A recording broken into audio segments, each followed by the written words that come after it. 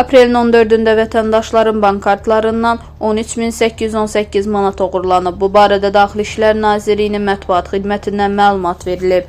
Məlumatda deyilir, vətəndaşların bank kartlarından oğurluqlar davam edir. Kartın üzərindəki CVC kodu, SMS vasitəsilə göndərilən OTP kodu digər sizə məxsus sistemlərə giriş üçün lazım olan login və şifrələr, kartın PIN kodu məxfi məlumatlardır. Bu məlumatları naməlum şəxslərə verdiyiniz halda hesabınızda olan pullar yaxud pul yoxdursa kredit formasında sizə zərər vuracaqlar.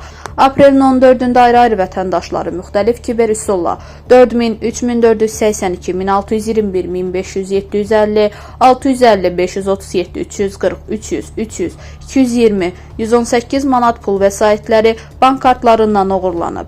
Daxili İşlər Nazirliyi bir daha vətəndaşlara şübhəli zənglərdən gələn cəlbedici qazanc, sığorta, bank hesablarının möhkəmləndirilməsi, mədaxil üzrə ödənişlərlə əlaqəli təkliflərə diqqətlə yanaşmağı tövsiyə edib. Qəti formada şəxsi bank məlumatlarını naməlum şəxslərə verməyin. Təhlükə var.